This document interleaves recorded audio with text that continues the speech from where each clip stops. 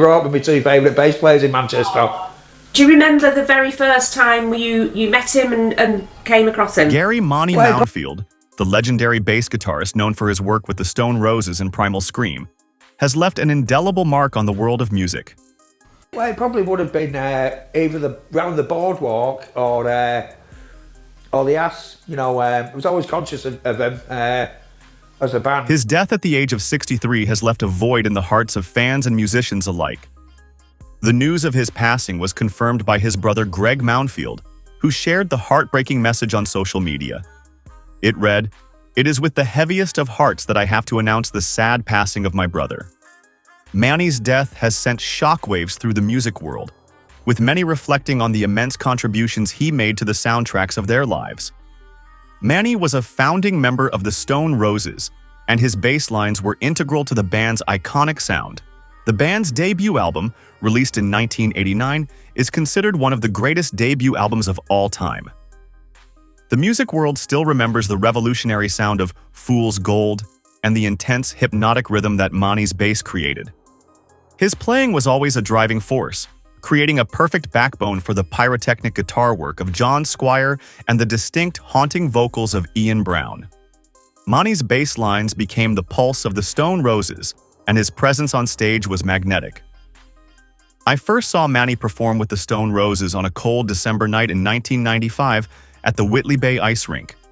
It was one of those nights that stayed with you, not just because of the electric atmosphere, but because of the undeniable chemistry the band had on stage. Manny's bass locked into the beat perfectly, propelling the songs forward. He was the heartbeat of the band, a constant force that anchored the sound and elevated the music to new heights. That night, the band finished their set with "I Am the Resurrection," and in that moment, they felt truly reborn, just as their music had done for the listeners who saw them. When the Stone Roses disbanded the following year, many were unsure what would become of the band's members. Manny found his new home in Primal Scream, a move that would bring the band to new creative heights. He helped shape the band's sound, and his bass playing was once again central to their success. One of the most memorable performances came in 1998 at the Manchester Ritz, a show that remains a personal favorite. The night saw Primal Scream at their peak, and it was Manny's bass that kept the song "Higher Than the Sun" grounded, preventing it from floating away into the ether and allowing the groove to build and build, creating something truly magical. It was clear that Manny was not just a sideman, he was a key element in shaping the music around him. In addition to his musical contributions, Manny's personality shone through in every performance. At the Ritz concert, he stepped up to the mic and dedicated a song to his favorite footballer, Brian McClare, calling him the greatest ever football player. It was a moment that highlighted his true passion for Manchester United, a club he supported deeply throughout his life. The club later paid tribute to Manny, calling him a lifelong Red and friend of the club, which was a fitting acknowledgement of his love for the team.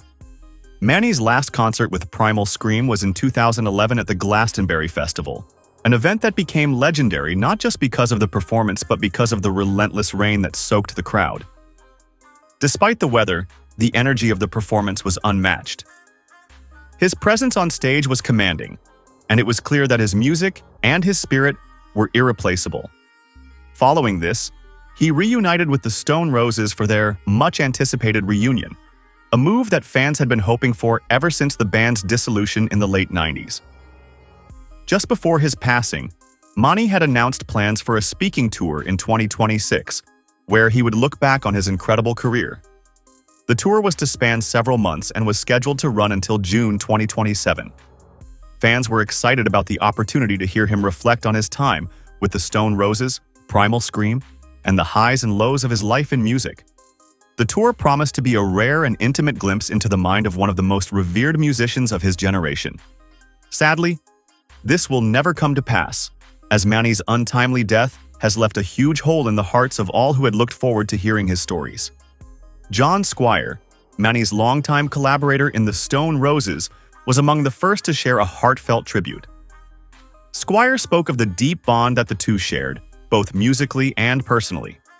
In his tribute, he described Manny as not just a bandmate, but a close friend who had been a part of his life for decades. Manny was the groove behind the magic, the friend behind the music, and the soul behind our sound, Squire wrote. His words captured the essence of what Manny meant to the Stone Roses and to the world of music.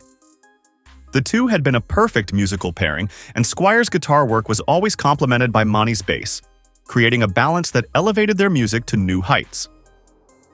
Squire also reflected on the early days of the Stone Roses, when the band was first starting out, and the energy in the rehearsal rooms was electric. Squire spoke of how Manny's bass playing provided the foundation for everything the band created. He was always calm under pressure, always steady, and it was that stability that allowed the rest of the band to experiment and push boundaries. Squire also spoke about their creative chemistry, saying, "Manny could lift a song without saying a word. He felt music. He lived inside rhythm. Even in silence, he made things move." Squire ended his tribute with a message that resonated deeply with fans. "There will never be another Manny. Thank you for every groove, every laugh, every night we brought music to life. Rest well, brother." It was a simple yet powerful statement that encapsulated what Manny had meant to those who knew him. His influence on music and on the people around him was immeasurable, and his passing marks the end of an era for many who grew up listening to the Stone Roses and Primal Scream. The outpouring of grief from fans and musicians alike has been overwhelming. On social media, tributes continue to flood in, with many fans sharing stories of meeting Manny, talking about his kindness, his sense of humor, and his love for the music. His impact on the music world cannot be overstated. He was a vital part of two of the most important bands of the late 20th century, and his bass lines were the foundation upon which so many great songs were built. As of now, there has been no update regarding the details of Manny's funeral or memorial. His family and representatives have requested privacy during this difficult time.